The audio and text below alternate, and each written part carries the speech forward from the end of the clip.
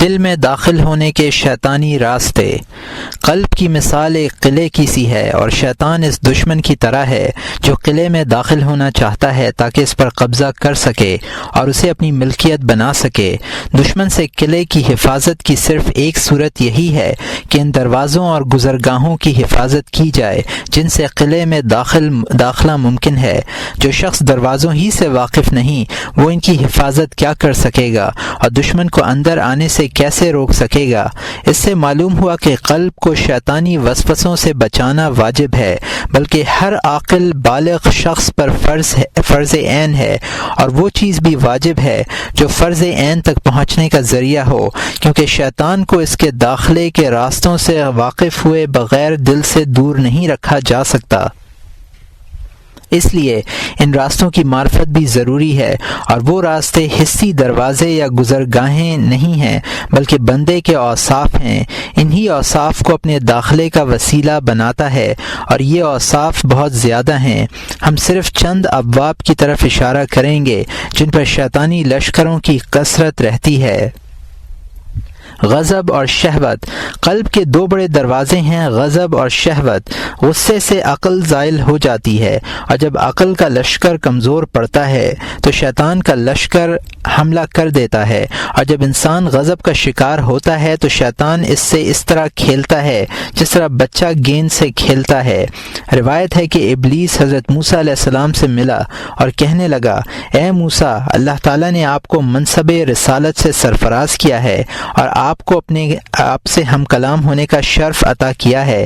میں بھی اللہ کی مخلوق ہوں، مجھ سے ایک گناہ سرزد ہو گیا ہے، میں توبہ کرنا چاہتا ہوں۔ آپ اللہ تعالیٰ سے میری سفارش کر دیجئے کہ وہ میری توبہ قبول کر لیں۔ موسیٰ علیہ السلام نے سفارش کا وعدہ کیا۔ حضرت موسیٰ علیہ السلام طور پر تشریف لے گئے اور باری تعالیٰ سے گفتگو کی۔ گفتگو کے بعد واپس نیچے اترنے لگے تو اللہ تعالیٰ نے فرمایا، اے موسیٰ، امانت ادا کرو۔ حضرت موسیٰ علیہ السلام نے کہا، اے اللہ، تیرا بندہ ابلیس اپنے گناہ پر نادم ہے اور توبہ کر رہا ہے، آپ اس کی توبہ قبول فرما لیں۔ وحی آئی کہ اے موسیٰ، تمہاری درخواست قبول کر لی گئی ہے۔ ابلیس سے کہو کہ وہ اظہار ندامت کے لیے حضرت آدم علیہ السلام کی قبر کو سجدہ کرے۔ حضرت موسیٰ علیہ السلام نے ابلیس کو اللہ تعالیٰ کا حکم پہنچا دیا۔ ابلیس غصے سے بھڑک اٹھا اور تکبر سے کہنے لگا کہ میں نے زندہ آدم کو سجدہ نہیں کیا تھا، اب مردہ آدم کو کیا سجدہ کروں گا؟ تاہم آپ نے میری سفارش کی، اس کا شکریہ، آپ کو مجھ پر حق ہے۔ میں اسی حق کی ادائیگی کے لیے آپ کو یہ بات بتلانا چاہتا ہوں کہ مجھے 3 موقعوں پر یاد رکھیے، میں نقصان نہ پہنچا سکوں گا۔ ایک غصے کے وقت، اس لیے کہ میری روح آپ کے دل میں اور میری آنکھ آپ کی آنکھ میں ہے، میں جسم کی رگ رگ میں خون کی طرح گردش کرتا ہوں، اس لیے غصے کے وقت میرا دھیان ضرور کر لیا کیجیے۔ انسان جب غصہ کرتا ہے تو میں اس کی ناک میں پھونک دیتا ہوں، پھر اسے خبر نہیں رہتی کہ وہ کیا کر رہا ہے۔ دوسرے جنگ کے موقع پر، کیونکہ جب آدمی محاذ جنگ پر دشمن کے مقابلے میں صف آرا ہونا چاہتا ہے تو میں اسے اس کے گھر بار اور بیوی بچوں کی یاد دلا دیتا ہوں تاکہ وہ جنگ کا تصور دل سے نکال دے اور میدان چھوڑ کر بھاگ نکلے۔ تیسرے، نامحرم عورت سے ملنے کے وقت کسی نامحرم عورت کے پاس خلوت میں ہرگز نہ بیٹھیے۔ میں تنہا مرد اور عورت کے درمیان دلوں کا پیغامبر بن جاتا ہوں اور ایک کے وسوسے دوسرے کے دل میں ڈالتا رہتا ہوں، اور اس وقت تک یہ حرکت کرتا رہتا ہوں جب تک وہ دونوں فتنے میں مبتلا نہیں ہو جاتے۔ حرص و حسد۔ ابلیس نے 3 مواقع کے ذریعے 3 صفات کی طرف اشارہ کیا ہے، غضب، شہوت اور حرص، اس لیے کہ جنگ سے فرار دنیاوی مال و دولت کی حرص ہی کی وجہ سے تو ہے۔ مردہ آدم علیہ السلام کو سجدہ نہ کرنا حسد کے باعث ہے، یہ بھی شیطان کا ایک بڑا مدخل ہے۔ کسی بزرگ نے شیطان سے کہا کہ مجھے انسان پر اپنے غلبے کا مشاہدہ کرا۔ اس نے کہا کہ میں انسان کو غضب اور شہوت کی حالت میں پکڑتا ہوں اور قابو پا لیتا ہوں۔ ایک راہب کے سامنے ابلیس مجسم ہو کر آیا تو راہب نے اس سے پوچھا کہ بنی آدم کی کون سی عادت یا وصف تیرے لیے زیادہ معین و مددگار ہوتا ہے؟ اس نے کہا، غصے کی شدت۔ چنانچہ جب انسان غصے کی شدت سے کھول اٹھتا ہے تو ہم اسے اس طرح الٹ پلٹ کر رکھ دیتے ہیں جس طرح بچے گیند کو اپنے پاؤں سے ادھر ادھر لڑکا دیتے ہیں۔ یہ بھی شیطان ہی کا قول ہے کہ بنی آدم مجھ پر کس طرح قابو پا سکتا ہے۔ جب وہ خوش ہوتا ہے تو میں اس کے دل میں رہتا ہوں، اور جب وہ غصے میں ہوتا ہے تو میں اڑ کر اس کے سر میں پہنچ جاتا ہوں۔ حرص بھی شیطان کا بڑا دروازہ ہے۔ حرص انسان کو اندھا اور بہرا کر دیتا ہے، پھر نہ وہ کوئی اچھی بات سنتا ہے اور نہ اچھائی کا راستہ دیکھتا ہے۔ حدیث شریف میں ہے حبک الشیء یعمی و یسم، یہ ابو داؤد کی حدیث ہے جس کو ابو درداء رضی اللہ تعالیٰ عنہ نے روایت کیا ہے۔ کسی چیز سے تیری محبت تجھے اندھا اور بہرا کر دیتی ہے۔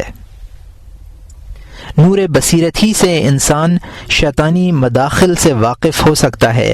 جب حرص کی تاریکی بصیرت کے نور پر غالب آ جاتی ہے تو پھر کوئی راہ نہیں سوچتی۔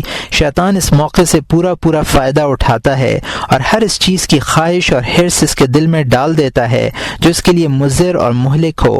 روایت ہے کہ جب سیلاب آیا اور حضرت نوح علیہ السلام اپنی قوم کے اہل ایمان اور ہر جوڑے کے ساتھ کشتی میں سوار ہوئے تو انہوں نے ایک اجنبی بوڑھے کو بھی کشتی میں بیٹھا ہوا دیکھا۔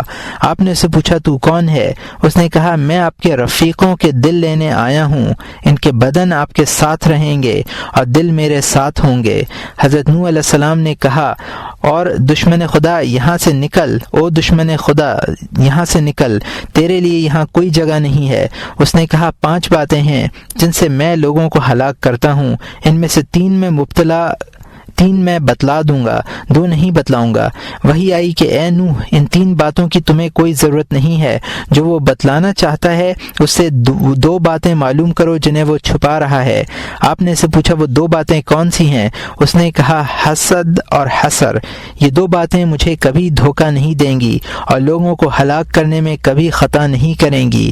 یہ حسد ہی تو ہے جس کی وجہ سے مجھ پر لعنت کی گئی اور مجھے مردود شیطان کا لقب دیا گیا، اور حرص یہ ہے کہ حضرت آدم علیہ السلام کے لیے ایک درخت کے علاوہ تمام جنت مباح ہوئی تھی۔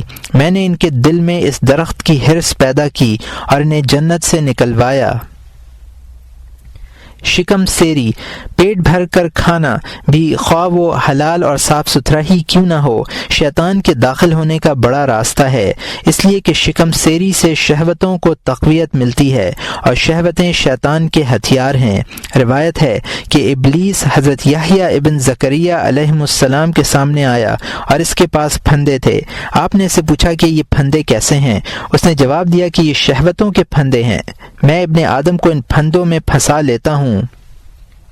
آپ نے پوچھا کہ ان میں کوئی پھندا میرے لیے بھی ہے؟ اس نے کہا ہاں، جب آپ پیٹ بھر کر کھا لیتے ہیں تو میں آپ پر نماز اور ذکر دشوار کر دیتا ہوں۔ آپ نے فرمایا اس کے علاوہ بھی کچھ ہے؟ اس نے جواب دیا نہیں۔ فرمایا خدا کی قسم آج کے بعد سے کبھی پیٹ بھر کر کھانا نہیں کھاؤں گا۔ اس نے کہا میں بھی قسم کھاتا ہوں کہ مسلمان کو کبھی خیر کی بات نہیں بتلاؤں گا۔ کہتے ہیں کہ زیادہ کھانے میں 6 خرابیاں ہیں۔ ایک یہ کہ دل میں اللہ کا خوف باقی نہیں رہتا، دوسری یہ کہ مخلوق پر رحم نہیں آتا کیونکہ شکم سیر دوسروں کو بھی اپنے ہی جیسا سمجھتا ہے اور بھوک کی اذیت محسوس نہیں کرتا، تیسری یہ کہ عبادت گراں بار ہوتی ہے، چوتھی یہ کہ جب کوئی حکمت کی بات سنتا ہے تو دل میں سوز و گداس اور سمع و قبول کی کیفیت پیدا نہیں ہوتی، پانچویں یہ کہ جب وہ خود حکمت و موعظت کی باتیں کرتا ہے تو لوگوں کے دلوں میں اس کا کوئی اثر نہیں ہوتا، چھٹی یہ کہ اس سے طرح طرح کی بیماریاں پیدا ہوتی ہیں۔ ظاہری زیب و زینت، ظاہری زیبائش کا اچھا لگنا بھی شیطانی دروازہ ہے۔ یہ زیبائش لباس، سامان اور مکان میں ہوتی ہے، چنانچہ جب شیطان کسی انسان کے دل میں ظاہری زیب و زینت کی ادنا خواہش دیکھتا ہے تو وہ اسے خوب ہوا دیتا ہے، اسے اونچی اونچی بلڈنگوں کے خواب دکھلاتا ہے اور اسے یہ باور کراتا رہتا ہے کہ مکان کی دیواریں اونچی ہوں، راستہ آراستہ پیراستہ ہوں، لباس خوبصورت ہو، سواری قیمتی اور مزین ہو۔ جب دل دل میں یہ خواہشات اچھی طرح جاگزیں ہو جاتی ہیں تو وہ اپنی واپسی کی ضرورت بھی نہیں سمجھتا، کیونکہ وہ جانتا ہے کہ یہ خواہشات اب کبھی اس کے دل سے جدا نہیں ہو سکتی۔ ایک خواہش سے دوسری خواہش جنم لیتی ہے، ایک چیز کے حصول کے بعد دوسری چیز کے حاصل کرنے کی فکر دامنگیر ہو جاتی ہے۔ یہ سلسلہ یوں ہی چلتا رہتا ہے حتیٰ کہ موت آ جاتی ہے اور سب کچھ چھوڑ کر دنیا سے رخصت ہونا پڑتا ہے۔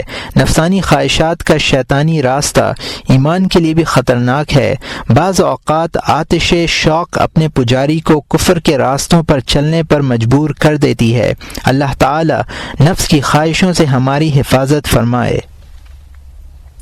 لوگوں سے طمع بھی شیطان کا اہم دروازہ ہے۔ جب دل پر طمع غالب ہوتی ہے تو شیطان مسلسل اسے اس بات پر اکساتا رہتا ہے کہ وہ ان لوگوں کے سامنے تصنع، تکلف اور ریاکاری کرے جن سے طمع رکھتا ہے۔ انتہا یہ ہوتی ہے کہ مطموع جس سے طمع کی جائے اس کا معبود بن جاتا ہے، اور طامع یعنی طمع رکھنے والا مسلسل اس کی کوشش میں لگا رہتا ہے کہ کسی طرح مطموع کے دل میں اپنے لیے جگہ پیدا کر لے، خواہ اس کے لیے جھوٹ، فریب، ریا اور تلبیسی سے کیوں نہ کام لینا پڑے۔ ادنا درجہ یہ ہے کہ طامع مطموع کی تعریف میں غلو کرتا ہے، اسے امر بالمعروف اور نہی عن المنکر کرنے میں مداہنت سے کام لیتا ہے، محض اس لیے کہ وہ ناراض نہ ہو جائے۔ حضرت صفوان ابن سلیم رضی اللہ تعالیٰ عنہ سے روایت ہے کہ ایک مرتبہ شیطان عبداللہ ابن حنظلہ کے سامنے آیا اور کہنے لگا، اے حنظلہ کے بیٹے، میں تمہیں ایک نصیحت کرتا ہوں، یاد رکھنا۔ ابن حنظلہ نے کہا، مجھے تیری نصیحت کی ضرورت نہیں ہے۔ شیطان نے کہا، پہلے بات سن لو، اگر اچھی ہوئی تو قبول کر لینا، بری ہوئی تو رد کر دینا۔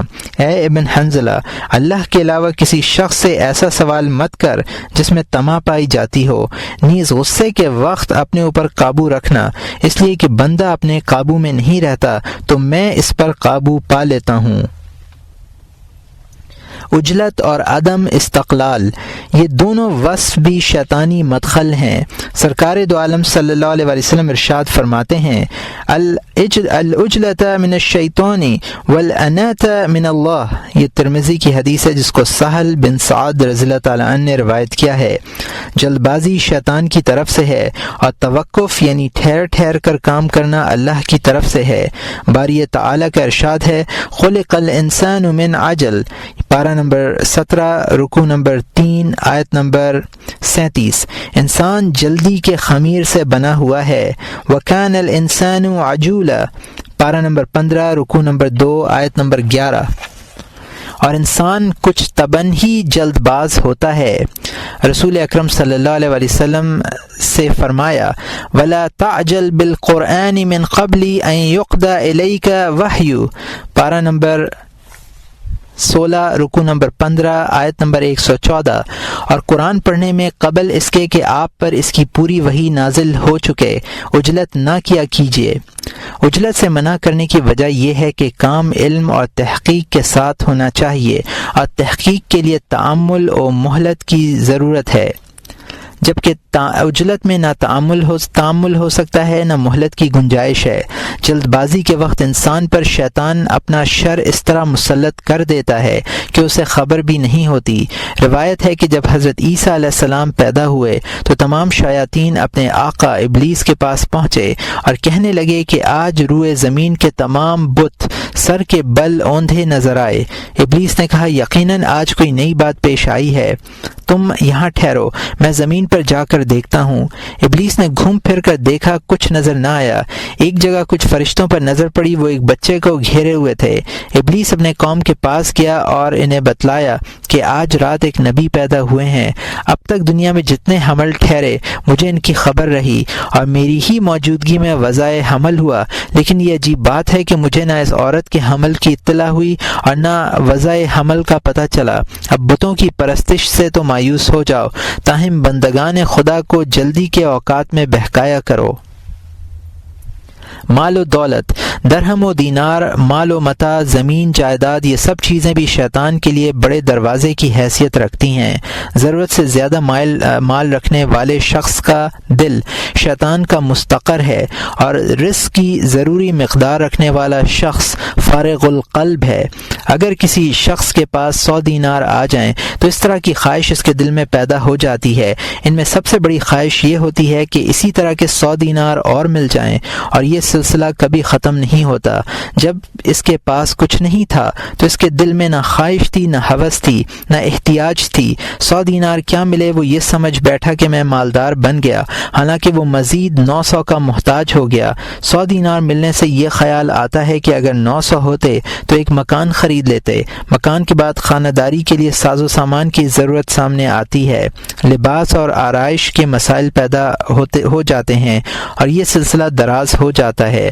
موجود کے لیے غیر موجود لازم بن جاتی ہے۔ ایک کی فکر ختم نہیں ہوتی کہ دوسرے کی فکر دامن پکڑ لیتی ہے، اور یہ سلسلہ جہنم پر منتہی ہوتا ہے۔ ثابت البنانی رحمۃ اللہ علیہ کہتے ہیں کہ جب سرکار دو عالم صلی اللہ علیہ وسلم کو نبوت عطا کی گئی تو ابلیس نے اپنے گروہ سے کہا کہ آج کوئی نیا واقعہ رونما ہوا ہے، جاؤ دیکھو کیا ہوا ہے۔ تمام شیاطین روئے زمین پر پھیل گئے، مگر انہیں کسی واقعے کا سراغ نہ ملا، ناکام واپس آئے۔ ابلیس نے کہا تم یہیں ٹھہرو، میں جا کر دیکھتا ہوں۔ اس نے آ کر اپنے چیلوں کو بتلایا کہ اللہ تعالیٰ نے محمد صلی اللہ علیہ وسلم کو نبوت عطا فرمائی ہے، اب تم ان کے دوستوں اور رفیقوں کے پیچھے لگ جاؤ۔ شیاطین نے زمین کا رخ کیا اور ناکام واپس آئے اور کہنے لگے کہ ہم نے ایسے لوگ آج تک نہیں دیکھے۔ جب ہم ان سے کوئی غلطی کرا دیتے ہیں تو وہ نماز کے لیے کھڑے ہو جاتے ہیں، اس سے ان کی خطائیں معاف کر دی جاتی ہیں۔ ابلیس نے کہا انتظار کرو اور صبر سے کام لو، ان قریب یہ لوگ دنیا فتح کریں گے، تب ہم اپنی تدبیر میں ضرور کامیاب ہوں گے۔ روایت ہے کہ ایک روز حضرت عیسیٰ علیہ السلام پتھر پر سر رکھ کر لیٹے ہوئے تھے۔ شیطان ادھر سے گزرا تو اس نے کہا اے عیسیٰ، آپ بھی دنیا کی طرف راغب ہیں؟ حضرت عیسیٰ علیہ السلام نے سر کے نیچے سے پتھر نکال کر شیطان کی طرف پھینک دیا اور فرمایا کہ یہ پتھر اور دنیا کی دوسری چیزیں تیرے ہی لیے ہیں۔ اس واقعے سے یہ نتیجہ نکلتا ہے کہ پتھر بھی دنیاوی متاع ہے اور شیطان اس کے حوالے سے اپنا کام کر سکتا ہے۔ مثلا یہ کہ ایک شخص تہجد کے لیے بیدار ہو اور سجدہ گاہ کے قریب ہی کوئی ایسا پتھر پڑا ہوا ہو جسے تکیہ لگایا جا سکتا ہے، اس صورت میں شیطان اس کے دل میں یہ بات ضرور ڈالے گا کہ تھوڑی دیر کے لیے اس پتھر پر سر رکھ کر لیٹ جائے۔ یہ لیٹنا نیند کا پیش خیمہ ہوگا اور نیند سے تہجد کی نماز فوت ہوگی۔ اگر یہ پتھر نہ ہوتا تو نہ تکیہ کا خیال آتا، نہ لیٹنے کی ضرورت ہوتی، نہ نیند آتی اور نہ تہجد کی نماز فوت ہوتی۔ اس ایک پتھر سے اتنا نقصان ہوا۔ ان لوگوں کی حالت پر عبرت کی نظر ڈالو جن کے گھر میں ریشم و کم خواب کے بستر، آرام دہ تکیے اور راحت طلبی کے تمام لوازم موجود ہیں۔ ایسا شخص عبادت الہی سے کیا خاک لطف اندوز ہو سکتا ہے؟ اس کے دل میں تو ہر وقت آرام کی خواہش رہے گی۔ فقر کا خوف اور بخل، یہ دونوں رذیلے بھی شیطان کے دو بڑے مدخل ہیں۔ بخل اور فقر کا خوف دونوں ہی ایسے رذیلے ہیں کہ آدمی کو راہ خدا میں خرچ کرنے سے روکتے ہیں اور ذخیرہ اندوزی اور جمع و احتکار کی ترغیب دیتے ہیں۔ ایسے لوگوں کے لیے قرآن کریم میں دردناک عذاب کا وعدہ کیا گیا ہے۔ الذین یکنزون الذهب والفضة ولا ينفقونها فی سبیل اللہ فبشرهم بعذاب علیم۔ پارہ نمبر 10 رکوع نمبر 11 آیت نمبر 34۔ جو لوگ سونا چاندی جمع کر کے رکھتے ہیں اور ان کو اللہ کی راہ میں خرچ نہیں کرتے تو آپ ان کو ایک بڑی دردناک سزا کی خبر سنا دیجیے۔ خثیمہ بن عبد الرحمن کہتے ہیں کہ شیطان کا دعویٰ یہ ہے کہ آدمی مجھ پر کتنا ہی غلبہ کیوں نہ پالے لیکن 3 باتیں ایسی ہیں جن میں وہ مجھ پر فوقیت حاصل نہیں کر سکتا۔ ایک یہ کہ کسی کا مال ناحق لینا، دوسرا یہ کہ اس مال کو بلا موقع اور بغیر ضرورت خرچ کرنا، تیسرا یہ کہ جہاں خرچ کی ضرورت ہو وہاں خرچ نہ کرنا۔ سفیان ثوری رحمۃ اللہ علیہ فرماتے ہیں کہ شیطان کے پاس فقر کا خوف دلانے سے زیادہ مؤثر حربہ کوئی دوسرا نہیں ہے۔ جب کوئی شخص فقر سے ڈرنے لگتا ہے تو اس میں باطل کی رغبت پیدا ہو جاتی ہے، حق سے باز رہتا ہے، خواہش نفس کو ترجیح دیتا ہے اور اپنے رب سے بدگمانی کے جرم کا مرتکب ہوتا ہوتا ہے، بخل سے حرص پیدا ہوتی ہے اور حرص آدمی کے پاؤں میں زنجیر بن جاتی ہے، اسے بازاروں اور مال کمانے کی جگہوں سے ہلنے نہیں دیتی۔ یہ بازار شیاطین کے گھونسلے اور ٹھکانے ہیں۔ ابو امامہ رضی اللہ تعالیٰ عنہ فرماتے ہیں کہ جب ابلیس دنیا میں آیا تو اس نے باری تعالیٰ کی جناب میں عرض کیا کہ اے اللہ، تو نے مجھے مردود قرار دے کر زمین میں پھینک دیا ہے، میرے لیے گھر بنا دے۔ فرمایا حمام تیرا گھر ہے۔ عرض کیا میرے اٹھنے بیٹھنے کی جگہ مقرر فرما۔ فرمایا بازار اور چوراہے تیری مجلسیں ہیں۔ عرض کیا غذا کی تعین بھی کر دے۔ فرمایا وہ کھانا تیری غذا ہے جس پر میرا نام نہ لیا جائے۔ عرض کیا کھانے کا علم ہوا، پانی بھی عطا ہوا۔ فرمایا نشہ آور چیزیں تیری مشروبات ہیں۔ عرض کیا مجھے ایک اعلانچی بھی عنایت کر۔ حکم ہوا کہ یہ کام مزامیر سے لے۔ عرض کیا پڑھنے اور لکھنے کے سلسلے میں کیا حکم ہے؟ فرمایا فرسودہ شعر پڑھ اور بدن گوند۔ عرض کیا مجھے حدیث بھی عطا فرمایا۔ حکم ہوا کہ جھوٹ تیری حدیث ہے۔ عرض کیا مجھے شکار پھانسنے کے لیے جال مرحمت فرما۔ فرمایا عورتیں تیرا جال ہیں۔ مذہبی عصبیت سے یہاں مراد فقہ کے مختلف مکاتب فکر سے تعلق رکھنے والے لوگوں کا باہمی تعصب ہے۔ اس تعصب کی بنیاد حق پر نہیں ہے بلکہ نفس کی خواہشات پر ہے۔ لوگ اپنے مخالفین سے نفرت کرتے ہیں اور انہیں حقارت کی نظر سے دیکھتے ہیں۔ یہ ایک ایسی آفت ہے جو عابد و فاسق ہر شخص کو مبتلا ہلاکت کر دیتی ہے۔ لوگوں کو نکتہ چینی، عیب جوئی کرنا، سبعی صفات سے تعلق رکھنے والی ایک طبعی صفت ہے۔ جب شیطان اس مذموم صفت کو محمود بنا کر پیش کرتا ہے تو طبائع جو پہلے ہی اس سے قریب ہوتی ہیں یہ صفت اپنا لیتی ہیں اور آدمی پوری تندہی کے ساتھ اس مشغلے میں لگ جاتا ہے اور اس خیال سے خوش رہتا ہے کہ میں کسی دینی جدوجہد میں مصروف ہوں، حالانکہ وہ شیطان کی اتباع میں لگا ہوا ہے۔ مذہبی اور گروہی اختلافات کا عالم یہ ہے کہ ایک شخص حضرت ابو بکر صدیق رضی اللہ تعالیٰ عنہ کی محبت میں تعصب کا رنگ اختیار کیے ہوئے ہے، مگر اس کی یہ محبت پاکیزہ نہیں ہے بلکہ اس میں حرام، جھوٹ، اناد اور فساد کی آمیزش ہے۔ ایسے شخص کو اگر حضرت ابو بکر رضی اللہ تعالیٰ عنہ دیکھ لیں تو اپنا دوست سمجھنے کے بجائے دشمن قرار دیں، اس لیے کہ ان کا دوست تو وہ ہے جو ان کی راہ پر چلتا ہو، ان کی سیرت و کردار کو اپنے لیے نمونہ عمل بناتا ہو اور زبان کو لغو کلام سے روکتا ہو۔ حضرت ابو بکر رضی اللہ تعالیٰ عنہ کا اسوہ یہ تھا کہ وہ اپنے منہ میں زبان بند رکھنے کے لیے کنکری ڈال لیا کرتے تھے۔ اس فضولی اور لغو کو کیا حق ہے کہ وہ حضرت ابو بکر صدیق رضی اللہ تعالیٰ عنہ سے اپنی محبت اور دوستی کا دعویٰ کرے؟ دوسرا شخص حضرت علی کرم اللہ وجہہ کی محبت میں مبالغے کی تمام حدود کو تجاوز کر گیا، حالانکہ وہ ان کے عمل اور کردار سے ذرا بھی قریب نہیں ہیں۔ حضرت علی کرم اللہ وجہہ نے اپنے دور خلافت میں 1 درہم سے بھی کم قیمت کا لباس پہنا ہے، جبکہ ان کی محبت کا جھوٹا مدعی فاسق ریشمی کپڑوں سے اپنے بدن کو سجائے پھر رہا ہے اور وہ کپڑے حرام مال سے بنائے گئے ہیں۔ قیامت کے روز حضرت علی رضی اللہ تعالیٰ عنہ اسے اپنے دوست نہیں دشمن تصور کریں گے۔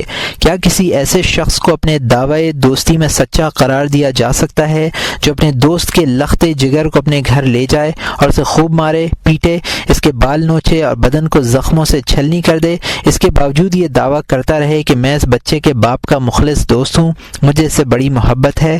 یہی حال ان لوگوں کا ہے جو خلفائے اربعہ اور صحابہ کرام رضوان اللہ تعالی علیہم اجمعین سے محبت کا دعویٰ کرتے ہیں اور دین کی بیخکنی میں مصروف ہیں، حالانکہ دین ان کی عزیز ترین متاع تھی۔ وہ دین کو اپنی جان، مال، اہل و عیال ہر چیز پر ترجیح دیتے تھے۔ یہ شریعت کے مجرم شہوات کی کینچیوں سے شریعت کے ٹکڑے ٹکڑے کرتے ہیں، صحابہ کرام کی محبت کا دم بھرتے ہیں اور حقیقت میں اللہ اور اس کے دوستوں کے مشترک دشمن شیطان لعین کی اتباع کرتے ہیں۔ یہ حقیقت قیامت کے روز واضح ہوگی جب انہیں ان کے دوستوں کے سامنے عذاب دیا جائے گا۔ قیامت کی بات تو رہنے دیجیے، اگر ان مدعیان محبت کو دنیا ہی میں یہ پتہ چل جائے کہ صحابہ کرام ان کے متعلق کیا خیالات رکھتے ہیں اور انہیں کس طرح کے لوگ پسند ہیں تو وہ اپنا حال دیکھ کر شرم سے پانی پانی ہو جائیں اور آئندہ ان بزرگوں کے پاکیزہ نام اپنی گندی زبانوں پر لانے کی جرت نہ کریں۔ شیطان لعین ان متعصبین کو یہ بھی باور کراتا رہتا ہے کہ اگر کوئی شخص حضرت ابو بکر رضی اللہ تعالیٰ عنہ اور عمر رضی اللہ تعالیٰ عنہ کی محبت میں مر جائے تو آگ اس کے قریب بھی نہیں آئے گی۔ دوسروں کو یقین دلاتا ہے کہ اگر تو حضرت عثمان رضی اللہ تعالیٰ عنہ اور علی رضی اللہ تعالیٰ عنہ کی محبت میں جان دے دے تو بلا حساب جنت میں جائے گا، حالانکہ قیامت میں کسی کی محبت اور کسی کی قربت کام نہ آئے گی، اپنا عمل کام آئے گا۔ حضرت صلی اللہ علیہ وسلم نے اپنی لخت جگر حضرت فاطمہ رضی اللہ عنہا سے فرمایا تھا، عملی فإنی لا اغنی عنک من اللہ شیئا۔ بخاری و مسلم کی حدیث ہے جس کو ابو ہریرہ رضی اللہ تعالیٰ عنہ نے روایت کیا ہے۔ عمل کرو اس لیے کہ میں تیری طرف سے خدا تعالی کی کسی چیز کو نہیں بچا سکتا۔ یہ ہوائے نفسانی کی ایک مثال ہے جو ہم نے ذکر کی۔ یہی حکم ان لوگوں کا ہے جو ائمہ مذاہب شافعی رحمۃ اللہ علیہ، ابو حنیفہ رحمۃ اللہ علیہ، مالک اور احمد رحمہم اللہ تعالی وغیرہ کے لیے تعصب رکھتے ہیں، اور اس تعصب میں اس حد تک آگے بڑھ جاتے ہیں کہ دوسرے ائمہ کی تحقیر لازم آتی ہے۔ ہر شخص اپنے امام کی حقانیت کا دعوے دار ہے لیکن ان کے سیرت کا اتباع نہیں کرتا۔ قیامت کے روز یہ ائمہ اپنے ان جھوٹے دعوے داروں سے پوچھیں گے کہ ہمارا مذہب عمل تھا، قول نہیں تھا، قول بھی عمل کے لیے تھا، پھر کیا وجہ ہے کہ تم نے قول کو اہمیت دی اور عمل سے اعراض کیا؟ تم نے ہمارے عمل، ہمارے سیرت اور کردار کی مخالفت کی اور ہمارے مذہب کی تقلید کا جھوٹا دعویٰ کرتے رہے۔ یہ ایک زبردست شیطانی مدخل ہے اور اس کی آمد کا بڑا راستہ ہے۔ بہت سے علماء اس راہ کے شیطان کے ہاتھوں میں ہلاکت تک پہنچے۔ یہ وہ لوگ ہیں جنہیں خدا کا خوف نہیں ہے، جو دنیا کی حرص اور رغبت رکھتے ہیں، ان کی دینی بصیرت کمزور ہے، اتباع میں اخلاص کے بجائے لوگوں کی عقیدت اور احترام حاصل کرنے کا جذبہ ہے، اور اسی لیے وہ مذہبی عصبیت کا شکار ہیں اور اس عصبیت کو اچھا سمجھتے ہیں۔ انہیں خبر نہیں کہ یہ عصبیت شیطانی عمل ہے، لیکن افسوس یہ لوگ شیطان کی فریب کاریوں سے واقف نہیں ہیں بلکہ اس کی تدابیر کی عملی تنفیذ میں مصروف ہیں۔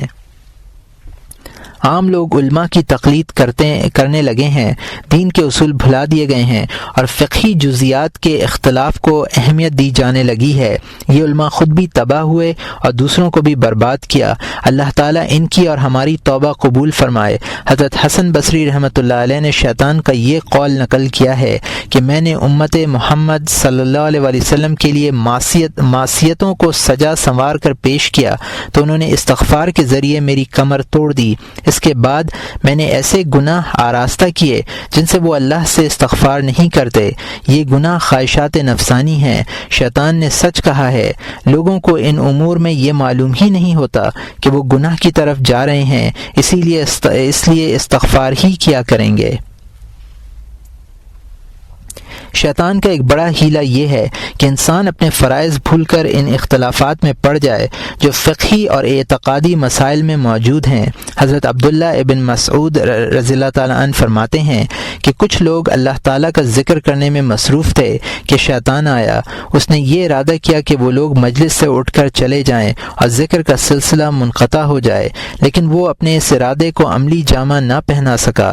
ذاکرین نے اس کی ہر تدبیر ناکام کر دی۔ مجبوراً قریب میں بیٹھے ہوئے کچھ ایسے لوگوں کو فساد پر آمادہ کیا جو دنیا کی باتوں میں مشغول تھے۔ وہ لوگ باتوں ہی باتوں میں ایک دوسرے سے لڑنے لگے، نوبت کشت و خون تک جا پہنچی۔ ذاکرین کے حلقے میں سے کچھ لوگوں نے اٹھ کر انہیں روکا اور جھگڑا کرنے سے منع کیا۔ یہاں شیطان کا مقصد جھگڑا کرانا نہیں تھا بلکہ وہ چاہتا تھا کہ کسی طرح ذکر کا سلسلہ منقطع ہو جائے اور یہ لوگ منتشر ہو جائیں۔ عوام اور فلسفیانہ مباحث۔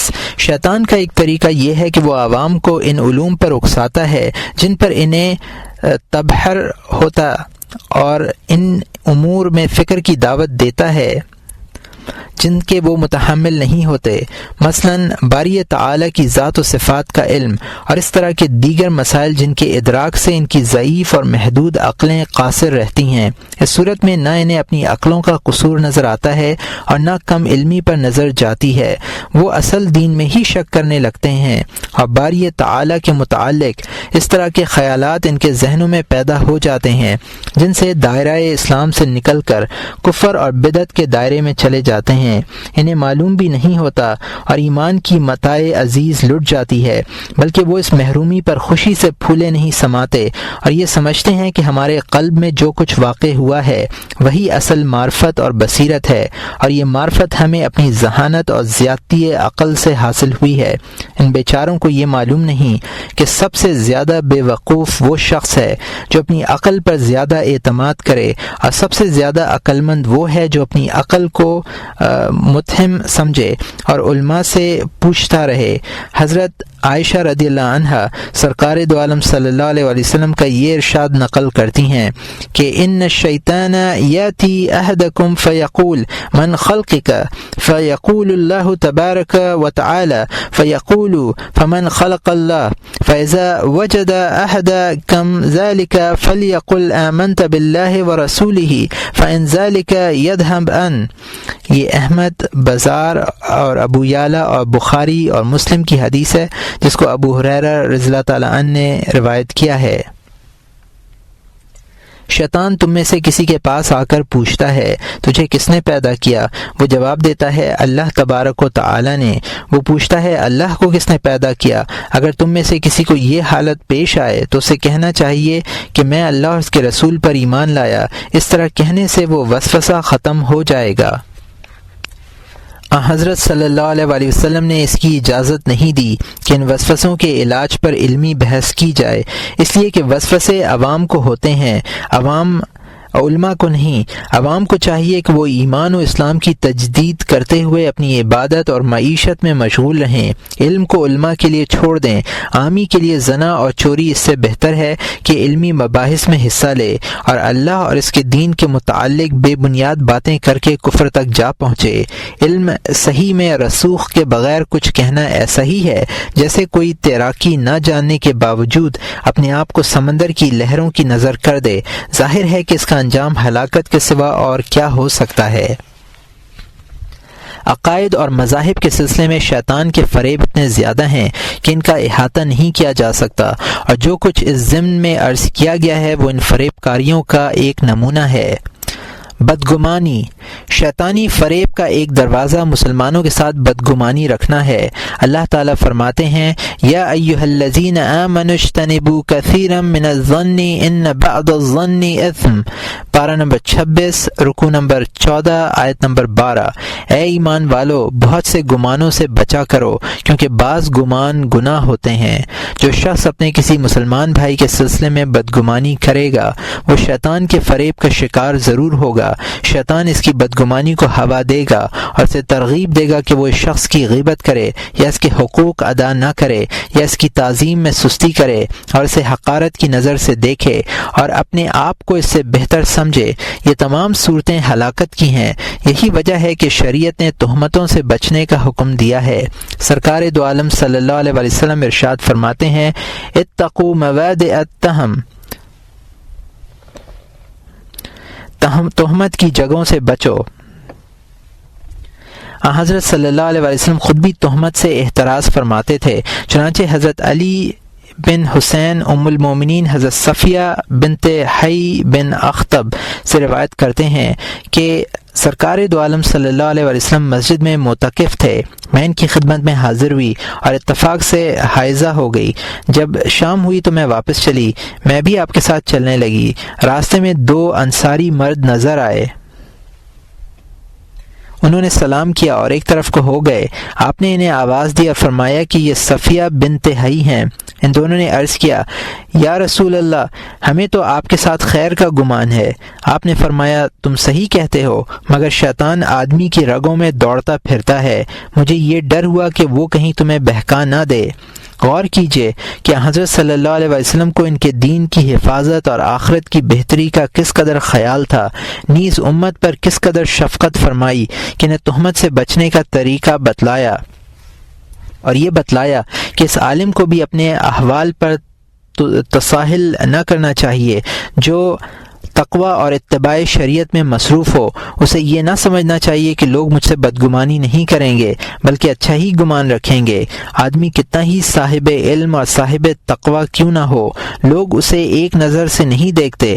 کچھ لوگ اسے اچھا سمجھتے ہیں اور کچھ برا جانتے ہیں، بلکہ برا سمجھنے والوں کی تعداد اچھا سمجھنے والوں سے زیادہ ہوتی ہے۔ ایک شاعر کہتا ہے وَإِنَ الْوَدَاءَ عَنْ كُلِّ عَيْبٍ قَلِيلٌ وَلَكِنْ عَيْنَ السَّخْطِ تَبْدِي الْمَسَاوِيَ۔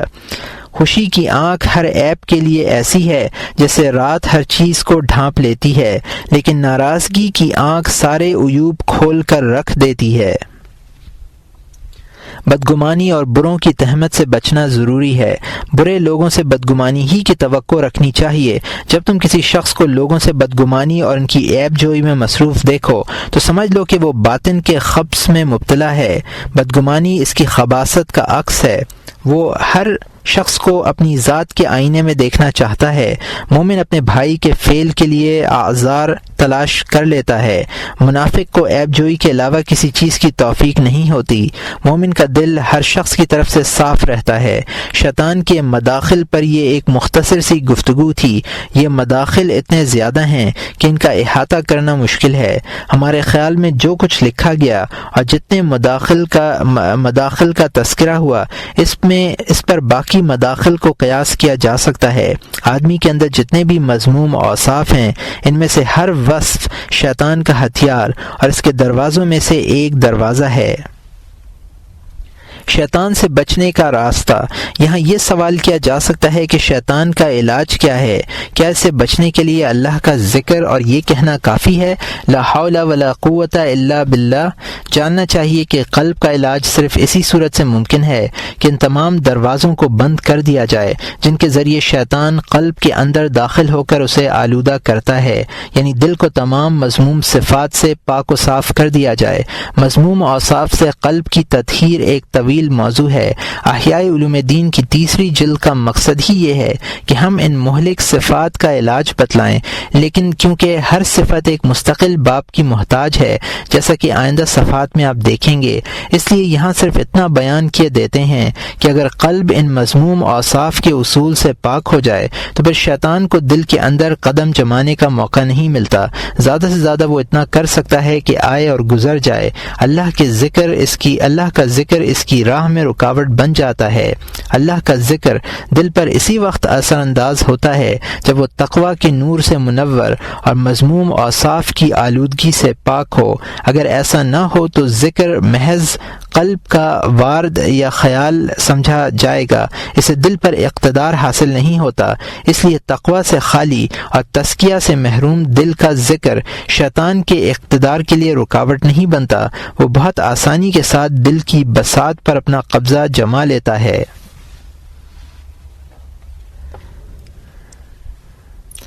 باری تعالیٰ کا ارشاد ہے ان الذین اتقوا اذا مسهم طائف من الشیطان تذکروا فاذا هم مبصرون، پارہ نمبر 9 رکوع نمبر 14 آیت نمبر 201۔ جو لوگ اللہ سے ڈرتے ہیں جب ان کو کوئی خطرہ شیطان کی طرف سے آ جاتا ہے تو وہ یاد میں لگ جاتے ہیں، سو یکایک ان کی آنکھیں کھل جاتی ہیں۔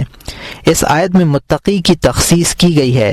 شیطان کی مثال بھوکے کتے کی سی ہے۔ اگر تمہارے پاس روٹی یا گوشت وغیرہ نہ ہو تو تم اسے دھتکار کر دور کر سکتے ہو، لیکن اگر تمہارے ہاتھ میں گوشت ہو اور وہ بھوکا بھی ہو تو دھتکارنے سے ہرگز نہ جائے گا بلکہ گوشت پر ضرور پڑے گا۔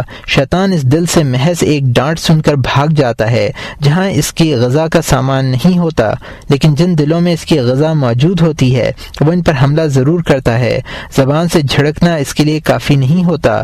جس دل پر شہوت غالب ہوتی ہے وہ ذکر کی حقیقت کو اندر نہیں آنے دیتی، اور اس طرح دل شیطان کا مستقر بن جاتا ہے۔ متقین کے دلوں کو جو خواہشات نفس اور صفات مذمومہ سے خالی ہوتے ہیں، شیطان اس لیے نہیں کھٹکتا تاکہ ان میں شہوات موجود ہیں، بلکہ وہ ذکر سے غافل دیکھ کر دستک دیتا ہے، اس لیے نہیں کھٹکھٹاتا کہ ان میں شہوات موجود ہیں، بلکہ وہ ذکر سے غافل دیکھ کر دستک دیتا ہے۔ جب وہ دل ذکر کی طرف واپس آ جاتے ہیں تو دم دبا کر بھاگ جاتا ہے۔ ذکر سے شیطان کے بھاگنے کی دلیل وہ آیات اور احادیث ہیں جن میں شیطانی وسوسوں کے وقت استعاذہ وغیرہ کی تلقین کی گئی ہے۔ مثلاً ایک آیت ہے فاستعذ باللہ من الشیطان الرجیم، پارہ نمبر 14 رکوع نمبر 19 آیت نمبر 98، تو شیطان مردود سے اللہ کی پناہ مانگ۔ حضرت ابو ہریرہ رضی اللہ تعالیٰ عنہ فرماتے ہیں کہ ایک مرتبہ مومن اور کافر کے شیطان ملے، دونوں نے ایک دوسرے کی مزاج پرسی کی۔ کافر کا شیطان موٹا تازہ تھا اور اس کے جسم پر خوب چربی چڑھی ہوئی تھی، جبکہ مومن کا شیطان نحیف و نزار اور پریشان حال و درماندہ تھا۔ کافر کے شیطان نے مومن کے شیطان سے پوچھا کہ تو نے یہ کیا حالت بنا رکھی ہے، تو اتنا کمزور اور دبلا کیوں ہے؟ اس نے جواب دیا کہ میں ایک شخص کے ساتھ رہتا ہوں جو کھانے کے لیے بیٹھتا ہے تو اللہ کا نام لیتا ہے، میں بھوکا رہ جاتا ہوں، پانی پیتا ہے تو اللہ کا نام لے کر پیتا ہے، میں پیاس کے مارے تڑپتا رہ جاتا ہوں، لباس پہنتا ہے تو اللہ تعالیٰ کا نام لیتا ہے، اس لیے میرا جسم بھی عریاں رہتا ہے، جب وہ بالوں میں تیل لگاتا ہے تو اللہ کا نام لیتا ہے، اس لیے میرے بال خشک اور الجھے رہ جاتے ہیں۔ کافر شیطان نے اظہار افسوس کے بعد کہا، میں ایک شخص پر مسلط ہوں جو تیرے ساتھی کی طرح یہ سب کچھ نہیں کرتا، میں اس کے کھانے پینے میں برابر کا شریک رہتا ہوں، کھانے پینے پہننے میں برابر کا شریک رہتا ہوں۔ محمد ابن الواسع ہر روز صبح کی نماز کے بعد شیطان سے بچنے کے لیے یہ دعا کرتے تھے، اللہم انکا سلطت علینا عدوا بصیرا لعیوبنا یرانا هو وقبیلہ من حیث لا نراہم، اللہم فآیسہ منا کما آیستہ من رحمتک وقنتہ منا کما کنتہ من عفوك ويائد بيننا وبينه كما بعدت بينه وبين رحمتك إنك على كل شيء قدير۔ اے اللہ، تو نے ہم پر ایک ایسا دشمن مسلط کیا ہے جو ہمارے عیوب سے خوب واقف ہے، وہ اور اس کی جماعت ہمیں اس طرح دیکھتے ہیں کہ ہم انہیں نہیں دیکھ پاتے۔ اے اللہ، اسے ہم سے اس طرح مایوس کر دے جس طرح تو نے اسے اپنی رحمت سے مایوس کر دیا ہے، اسے ہم سے اس طرح نا امید کر جس طرح تو نے اپنے عفو سے نا امید کیا ہے، اس کے اور ہمارے درمیان اس قدر بعد کر دے جتنا بعد تو نے اس کے اور اپنی رحمت کے درمیان کیا ہے، بلا شبہ تو ہر چیز پر قادر ہے۔ صاحب دعا محمد ابن الواسع رحمۃ اللہ علیہ فرماتے ہیں کہ ایک روز شیطان مسجد کے راستے پر ملا اور کہنے لگا کہ آپ مجھے جانتے ہیں؟ میں نے کہا نہیں۔ اس نے کہا میں ابلیس ہوں۔ میں نے اس طرح سر راہ ملنے کا مقصد دریافت کیا۔ کہنے لگا کہ میری خواہش یہ ہے کہ آپ یہ دعا کسی دوسرے کو نہ سکھلائیں، میں کبھی آپ سے مزاحمت نہیں کروں گا۔ میں نے جواب دیا کہ بخدا اگر کوئی شخص یہ دعا سیکھنا چاہے گا تو میں اسے ہرگز منع نہیں کروں گا، تیرا جو دل چاہے کر۔ عبد الرحمن ابن ابی لیلہ رحمۃ اللہ علیہ کہتے ہیں کہ شیطان اپنے ہاتھ میں آگ کا شعلہ لے کر حضرت صلی اللہ علیہ وسلم کے سامنے اس وقت آتا جب آپ نماز پڑھ رہے ہوتے اور قرأت و استعاذے سے نہیں جاتا تھا۔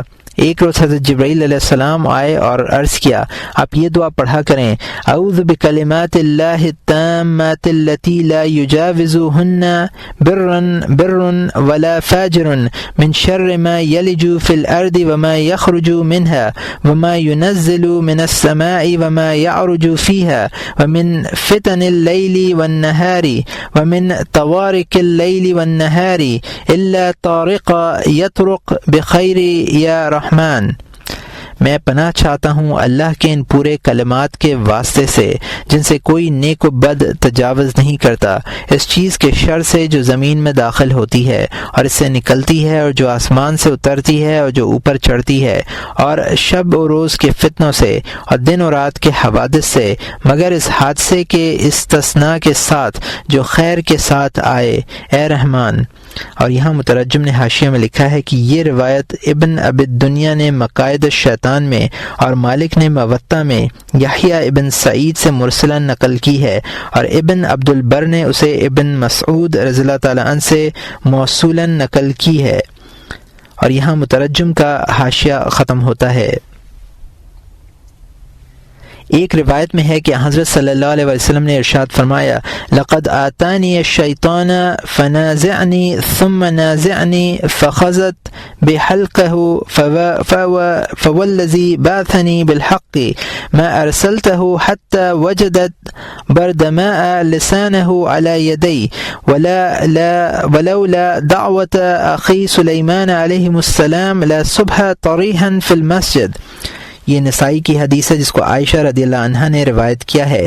میرے پاس شیطان آیا اور اس نے مجھ سے نزع کیا، میں نے اس کا گلا پکڑ لیا، اس ذات کی قسم جس نے مجھے حق کے ساتھ مبعوث فرمایا ہے، میں نے اس کا گلا اس وقت تک نہیں چھوڑا جب تک اس کے لعاب کی ٹھنڈک اپنے ہاتھوں پر محسوس نہ کی، اور اگر میرے بھائی سلیمان علیہ السلام کی دعا نہ ہوتی تو وہ مسجد میں گر پڑتا۔ ایک روایت میں ہے، ما سلک فلا فجا الا سلک الشیطان فجا غیر الذی سلکہ عمر جس راہ پر بھی چلے شیطان اس سے مختلف راہ پر چلا۔ اس کی وجہ یہی تھی کہ ان حضرات کے قلوب شیطان کی غذا سے پاک تھے، یعنی ان میں شہوات کا گزر نہ تھا۔ اب اگر کوئی شخص یہ چاہے کہ محض ذکر الہی سے شیطان دور ہو جائے جیسا کہ حضرت عمر سے دور ہو گیا تھا تو ایسا ہونا محال ہے۔ اس طرح کی توقع رکھنے والے کی مثال یہ ہوگی کہ کوئی شخص دوا پیے اور پرہیز نہ کرے، بھلا اس صورت میں دوا کیا نفع دے گی جبکہ معدہ غلیظ کھانوں میں مشغول ہو، اسے ان کھانوں ہی کو ٹھکانے لگانے کی فرصت نہیں، چاہے جائقہ وہ دوا کو جسم کے حصوں میں منتقل کرے اور اسے نافع بنائے۔ ذکر دوا ہے اور تقوی پرہیز ہے۔ اس پرہیز کا حاصل یہ ہے کہ دل شہوات سے خالی ہو۔ چنانچہ اگر ذکر الہی کسی غیر کے ذکر سے خالی قلب میں واقع ہو تو شیطان اس طرح دور بھاگے گا جس طرح خالی معدے میں دوا پڑتی ہے تو مرض راہ فرار اختیار کرتا ہے۔ اللہ تعالیٰ فرماتے ہیں، ان فی ذلک لذکر لمن کان لہ قلب، پارہ نمبر 26 رکوع نمبر 17 آیت نمبر 37۔ اس میں اس شخص کے لیے بڑی عبرت ہے جس کے پاس فہیم دل ہو۔ ایک جگہ فرمایا، کتب علیہ انہ من تولاہ فانہ یضلہ ویہدیہ الی عذاب السعیر، پارہ نمبر 17 رکوع نمبر 8 آیت نمبر 4، جس کی نسبت خدا کے ہاں سے یہ بات لکھی جا چکی ہے کہ جو شخص اس سے تعلق رکھے گا وہ اس کو بے راہ کر دے گا اور اس کو عذاب دوزخ کا راستہ دکھلائے گا۔ جو شخص اپنے عمل سے شیطان کی اعانت کرے گا وہ اس کا دوست اور حلیف کہلائے گا، اگرچہ وہ زبان سے اللہ کا ذکر ہی کیوں نہ کرتا ہو۔ زبانی ذکر کافی نہیں۔ اگر تم یہ کہو کہ حدیث میں تو یہ ہے کہ ذکر شیطان کو دور کر دیتا ہے، اس حدیث میں کہیں کوئی قید یا شرط مذکور نہیں ہے، یہ سب تخصیصات علماء کی ایجاد ہیں، حدیث سے ان کا علم نہیں ہوتا۔ اس کا جواب یہ ہے کہ محض زبانی ذکر کر کے مؤثر نہ ہونے کے لیے ہم خارج سے کوئی دلیل پیش کرنے کے بجائے تمہیں خود اپنے نفس پر نظر ڈالنے کی دعوت دیتے ہیں۔ خبر مشاہدے کے درجے میں نہیں ہے، خود سمجھ میں آ جائے گی۔ ہمارا دعویٰ صحیح ہے یا نہیں سب جانتے ہیں کہ ذکر کا منتہا اور عبادت کی غایت نماز ہے۔ جب تم نماز پڑھو تو اپنے دل کے حال پر نظر ڈال لیا کرو۔ شیطان اسے کہاں کہاں نہیں لیے پھرتا، گلی کوچوں میں، بازاروں میں، تفریح گاہوں میں، اور اس کے اشہب خیال کو کہاں کہاں نہیں دوڑاتا، اسے کیا کیا بات یاد نہیں دلاتا۔ حد یہ ہے کہ جو بات ذہن سے بالکل محو ہو چکی ہوتی ہے وہ بھی یاد دلا دیتا ہے۔ شیطان تمہارے دل پر نماز کی حالت میں ضرور حملہ کرتا ہے۔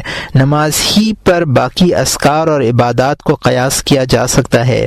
نماز دلوں کی کسوٹی ہے، اس سے دلوں کے محاسن اور قباح ظاہر ہو جاتے ہیں۔ ان دلوں کی نماز قبول نہیں ہوتی جو دنیاوی شہوات کے مرکز ہوتے ہیں۔ ایسی نماز سے شیطان کبھی دور نہیں ہو سکتا بلکہ وسوسوں میں زیادتی ہی کا امکان غالب ہے۔ جس طرح پرہیز کے بغیر دوا فائدے کے بجائے نقصان زیادہ پہنچاتی ہے۔ اگر تم شیطان سے چھٹکارا پانا چاہتے ہو تو پہلے تقوی کا پرہیز کرو، اس کے بعد ذکر کی دوا استعمال کرو۔ شیطان تم سے اسی طرح ڈرا سہا رہے گا جس طرح حضرت عمر رضی اللہ تعالیٰ عنہ سے رہا کرتا تھا۔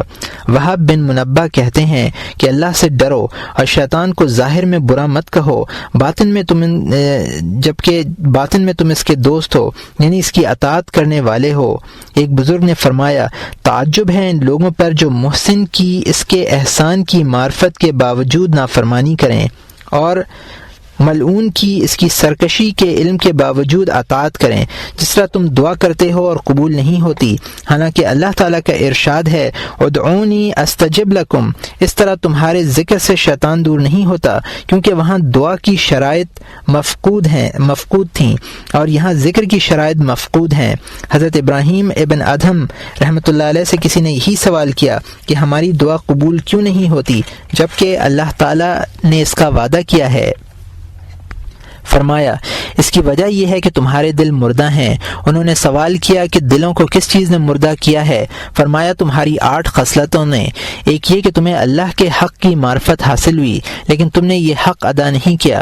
دوسری یہ کہ تم نے قرآن پاک پڑھا لیکن اس کی حدود پر عمل نہیں کیا۔ تیسری یہ کہ تم اللہ کے رسول کی محبت کا دم بھرتے ہو لیکن ان کی سنت پر عمل نہیں کرتے۔ چوتھی یہ کہ تم یہ کہتے ہو کہ ہمیں موت کا ڈر ہے لیکن موت کے لیے تم کوئی تیاری نہیں کرتے۔ پانچویں یہ کہ اللہ تعالیٰ فرماتا ہے ان الشیطان لکم عدو فاتخذوہ عدوا، پارہ نمبر 22 رکوع نمبر 13 آیت نمبر 6۔ یہ شیطان بے شک تمہارا دشمن ہے، اسے اپنا دشمن ہی سمجھتے رہو، مگر تم نے معصیت کر کے اس کی طرف دوستی کا ہاتھ بڑھایا۔ چھٹی یہ کہ تم دوزخ سے اپنے خوف اور ڈر کا اظہار کرتے ہو لیکن کام وہ کرتے ہو جس سے تمہارا دوزخ میں جانا یقینی ہو جائے۔ ساتویں یہ کہ تم جنت کے خواہش مند ہو لیکن وہ کام نہیں کرتے جو تمہیں جنت تک پہنچا دے۔ آٹھویں یہ کہ تم بستروں سے اٹھتے ہو تو اپنے عیوب پس پشت ڈال دیتے ہو اور لوگوں کی عیب جوئی میں لگ جاتے ہو۔ یہ تمام خصلتیں باری تعالیٰ کے غضب کا باعث ہیں، ان کی موجودگی میں دعا کی قبولیت کی توقع رکھنا فضول ہے۔ ہر گناہ کے لیے الگ شیطان ہے۔ رہی یہ بحث کہ مختلف معاصی کی دعوت دینے والا اور ان کے ارتکاب پر اکسانے والا شیطان ایک ہے یا متعدد ہیں، اس بحث کا تعلق علم معاملہ سے نہیں ہے، نہ اس میں الجھنے کی ضرورت ہے اور نہ اس سے کسی فائدے کی توقع کی جا سکتی ہے۔ یہاں صرف یہ ضروری ہے کہ اپنے آپ کو شیطان سے محفوظ رکھنے کی کوشش کرے، خواہ وہ ایک ہو یا چند ہوں۔ اصل دشمن سے حفاظت ہے نہ کہ دشمنوں کی تعداد۔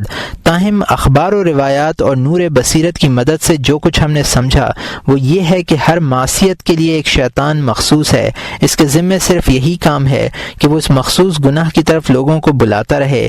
یہ بات ہم نے کس طرح سمجھی اور اس کا ذکر تفصیل طلب ہے، یہاں صرف اتنا عرض کر دینا کافی ہے کہ سبب کے اختلاف سے مسبب کے اختلاف پر دلالت ہوتی ہے، جیسا کہ آگ کی روشنی اور دھوئیں کی سیاہی کی مثال میں یہ قاعدہ مذکور ہوا۔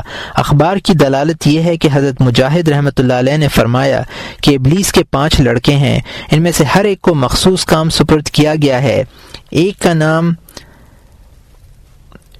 کا نام یسر ہے، اس کے سپرد مصائب ہیں، وادیلا کرنا، گریبان پھاڑنا، نوحہ کرنا، جہالت کی باتیں کرنا وغیرہ امور اسی کے حکم سے ہوتے ہیں۔ دوسرے کا نام اغور ہے، وہ زنا پر متعین ہے اور لوگوں کو اس پر آمادہ کرنا اور اسے اس فعل کو اچھا قرار دینا اس کا کام ہے۔ تیسرے کا نام مبسوط ہے، یہ جھوٹ پر معمور ہے۔ چوتھے کا نام داسم ہے، آدمی کے ساتھ اس کے گھر جاتا ہے اور اسے اہل خانہ کے عیوب بتا کر ان سے بدظن کر دیتا ہے۔ پانچویں کا نام زنبور ہے، وہ بازار کا شیطان ہے۔ ذلنبور ہے، وہ بازار کا شیطان ہے، اس کے بہکانے سے لوگ خرید و فروخت میں ظلم کا موقف اختیار کرتے ہیں۔ نماز کے شیطان کا نام خنزب ہے اور یہ مسلم کی حدیث ہے جس کو عثمان بن ابی العاص رضی اللہ تعالیٰ عنہ نے روایت کیا ہے۔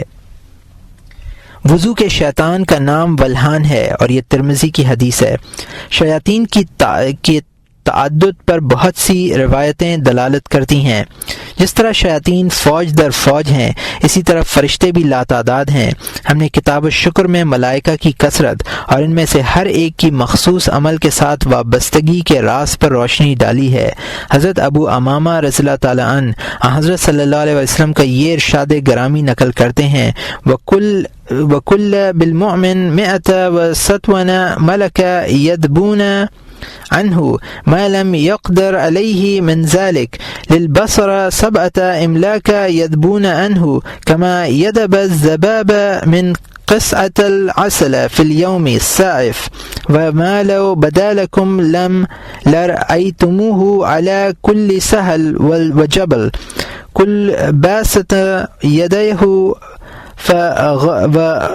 فغزفاه ماله وكل العبد إلى نفسه طرفة عين لا خطفت شیاطین. یہ ابن ابی دنیا کی حدیث ہے جس کو اور طبرانی کی. مومن پر 160 فرشتے مقرر ہیں جو اس پر سے وہ چیز دور کرتے ہیں جس کی اسے قدرت نہیں ہوتی. آنکھ پر 7 فرشتے متعین ہیں جو اس پر سے اس طرح شیاطین کو دفع کرتے ہیں جس طرح گرمی کے دنوں میں شہد کے پیالے سے مکھیاں اڑائی جاتی ہیں. اگر تمہیں وہ چیز یعنی فرشتہ نظر آ جائے تو تم اسے ہر نشیب و فراز میں دیکھو. ہر فرشتہ اپنے ہاتھ پھیلائے اور منہ کھولے ہوئے ہے. اگر بندہ ایک لمحہ کے لیے بھی اپنے نفس کے حوالے کر دیا جائے تو شیاطین اسے اچک لیں. ایوب بن یونس بن یزید کہتے ہیں کہ مجھے یہ روایت پہنچی ہے کہ انسان کی اولاد کے ساتھ جن کی اولاد بھی پیدا ہوتی ہے اور وہ انہی کے ساتھ نشو و نما پاتی ہے. حضرت جابر بن عبداللہ رضی اللہ تعالیٰ عنہ روایت کرتے ہیں کہ جب حضرت آدم علیہ السلام کو زمین پر اتارا گیا تو انہوں نے باری تعالیٰ سے عرض کیا، اے اللہ، تو نے میرے اور شیطان کے درمیان عداوت ڈال دی ہے. اب اگر تیری اعانت شامل حال نہ رہی تو میں اس پر غالب نہ آ سکوں گا. اللہ تعالیٰ نے فرمایا، تیرے جو بچہ بھی پیدا ہوگا اس پر ایک فرشتہ مقرر کر دیا جائے گا. حضرت آدم علیہ السلام نے زیادتی اعانت کی درخواست کی. فرمایا، تیری اولاد میں سے اگر کوئی ایک بدی کرے گا تو ایک ہی بدی کی سزا پائے گا، اور ایک نیکی کرے گا تو اسے 10 گنا اجر سے جہاں تک مجھے منظور ہوگا عطا کروں گا. حضرت آدم علیہ السلام نے پھر زیادتی کی درخواست کی. فرمایا، جب تک جسم میں روح موجود ہے توبہ کا دروازہ کھلا ہوا ہے. ابلیس نے عرض کیا، اے اللہ، تو نے اس بندے کو مجھ پر بڑی فضیلت بخشی ہے. اب اگر تو نے میری اعانت نہ فرمائی تو میں ہرگز اس پر غلبہ نہ پا سکوں گا. فرمایا کہ آدم کے ہر بچے کے ساتھ تیرا بھی ایک بچہ پیدا ہوگا. ابلیس نے عرض کیا، یا اللہ، کچھ زیادہ عطا ہو. فرمایا، تو انسانوں کے جسموں میں اس طرح گردش کرے گا جس طرح خون گردش کرتا ہے، اور تو ان کے سینوں کو گھر بنا لے گا. ابلیس نے پھر زیادتی کی دعا کی. حکم ہوا، وَأَجْلِبْ عَلَيْهِمْ بِخَيْلِكَ وَرَجْلِكَ وَشَارِكْهُمْ فِي الْأَمْوَالِ وَالْأَوْلَادِ وَعِدْهُمْ وَمَا يَعِدُهُمُ الشَّيْطَانُ إِلَّا غُرُورًا. پارہ نمبر 15 رکوع نمبر 7 آیت نمبر 64. اور ان پر اپنے سوار اور پیادے چڑھا لانا اور ان کے مال اور اولاد میں اپنا ساجھا کر لینا اور ان سے وعدہ کرنا، اور شیطان ان لوگوں سے بالکل جھوٹے وعدے کرتا ہے. حضرت ابو درداء حضرت صلی اللہ علیہ وسلم کا یہ ارشاد نقل کرتے ہیں، خلق اللہ الجن 3 اصناف، صنف حیات وأقارب وخشاش الأرض وصنف كالريح في الهواء وصنف عليهم الثواب العقاب. وخلق الله تعالى إلا 3 أصناف، صنف كالبهائم كما قال الله تعالى لهم قلوب لا يفقهون بها ولهم أعين لا يبصرون بها ولهم آذان لا يسمعون بها أولئك كالأنعام بل هم أضل. وصنف أجسامهم أجسام بني آدم وأرواحهم أرواح الشياطين. وصنف في ظل الله عالي يوم القيامة يوم لا ظل إلا ظله. اور یہاں مترجم نے حاشیے میں لکھا ہے کہ یہ روایت ابن ابی دنیا نے مقاعد الشیطان میں اور ابن حبان نے کتاب الضعفاء میں نقل کی ہے. حاکم نے ابو ثالیہ الخشنی سے یہ روایت اختصار کے ساتھ نقل کی ہے. اور یہاں مترجم کا حاشیہ ختم ہوتا ہے. ترجمہ: اللہ تعالیٰ نے جن کی 3 قسمیں پیدا کی ہیں، ایک قسم میں سانپ، بچھو اور حشرات الارض ہیں، دوسری آندھی کی طرح ہیں، اور تیسری قسم پر ثواب و عذاب سے اللہ تعالیٰ نے انسان کی بھی 3 قسمیں بنائی ہیں. ایک بہائم کی طرح ہیں جیسا کہ باری تعالیٰ کا ارشاد ہے، ان کے دل ہیں جن سے وہ سمجھتے نہیں ہیں، ان کی آنکھیں ہیں جن سے وہ دیکھتے نہیں ہیں، ان کے کان ہیں جن سے وہ سنتے نہیں ہیں، وہ چوپایوں کی طرح ہیں بلکہ ان سے بھی زیادہ گمراہ. ایک قسم ان لوگوں کی ہے جن کے جسم بنی آدم کے جسموں کی طرح ہیں اور روحیں شیاطین کی روحوں کی طرح ہیں، اور ایک قسم ان انسانوں کی ہے جو قیامت کے روز باری تعالی کے سائے میں رہیں گے، اور اس دن اس کے سائے کے علاوہ کوئی سایہ نہ ہوگا۔ وہیب بن الورد کہتے ہیں کہ ہمیں معلوم ہوا کہ ابلیس ایک روز حضرت یحییٰ بن زکریا علیہ السلام کے سامنے آیا اور کہنے لگا کہ میں آپ کو ایک نصیحت کرنا چاہتا ہوں۔ انہوں نے فرمایا مجھے تیری نصیحت کی ضرورت نہیں، البتہ مجھے انسانوں کے بارے میں کچھ بتلا کہ کس طرح کے انسانوں سے تیرا سابقہ پڑتا ہے۔ اس نے کہا انسانوں کی ہمارے ہاں 3 قسمیں ہیں۔ ایک قسم میں وہ لوگ ہیں جو ہم پر بڑے سخت ہیں، ہم ان کے پاس جاتے ہیں اور انہیں کسی فتنے میں مبتلا کر دیتے ہیں، ان پر قابو پا لیتے ہیں، لیکن وہ ارتکاب گناہ کے فوراً بعد توبہ و استغفار کر لیتے ہیں اور اس طرح ہماری تمام محنت ضائع کر دیتے ہیں۔ ہم دوبارہ محنت کرتے ہیں، وہ دوسری بار بھی یہی حرکت کرتے ہیں۔ ہماری عجیب حالت ہے، نہ ان سے مکمل مایوسی ہے، نہ انہیں چھوڑ کر الگ ہٹ جائیں اور نہ مطلب ہی نکلتا ہے۔ دوسری قسم کے لوگ ہمارے ہاتھوں میں ایسے ہیں جیسے گیند بچوں کے ہاتھوں میں ہوتی ہے، ہم جس طرح چاہیں انہیں الٹ پلٹ کر رکھ دیتے ہیں۔ یہ لوگ ہماری محنت کا پورا صلہ دیتے ہیں۔ تیسری قسم میں آپ جیسے لوگ ہیں، نیک سیرت، معصوم، گناہوں سے دور، ہم ان پر غالب نہیں آ پاتے۔ شیطان کا مجسم ہو کے سامنے آنا۔ اب یہ سوال پیدا ہوتا ہے کہ شیطان بعض لوگوں کے سامنے مجسم ہو کر کس طرح آ جاتا ہے جبکہ بعض دوسرے لوگوں کے سامنے نہیں آتا؟ نیز جب وہ کسی صورت میں ظاہر ہوتا ہے تو وہ اس کی حقیقی صورت ہوتی ہے یا مثالی؟ اگر وہ اس کی اصل صورت ہے تو وہ مختلف صورتوں میں ظاہر ہوتا ہے۔ نیز ایک ہی وقت میں 2 جگہوں پر 2 مختلف صورتوں میں کیسے نظر آ جاتا ہے، یہاں تک کہ 2 شخص اسے 2 مختلف صورتوں میں دیکھتے ہیں؟ اس سلسلے میں یہ عرض کرنا ہے کہ فرشتوں اور شیطان کی حقیقی صورتیں بھی ہیں، مگر ان کی حقیقی صورتوں کا مشاہدہ ہر کسی کے بس کی بات نہیں ہے، بلکہ انہیں نبوت کے انوار ہی سے دیکھا جا سکتا ہے۔ حضرت صلی اللہ علیہ وسلم نے حضرت جبرائیل علیہ السلام کو ان کی اصل صورت میں صرف 2 مرتبہ دیکھا ہے۔ ایک مرتبہ خود آپ نے ان سے کہا تھا کہ مجھے اپنی اصل صورت دکھلائیے، انہوں نے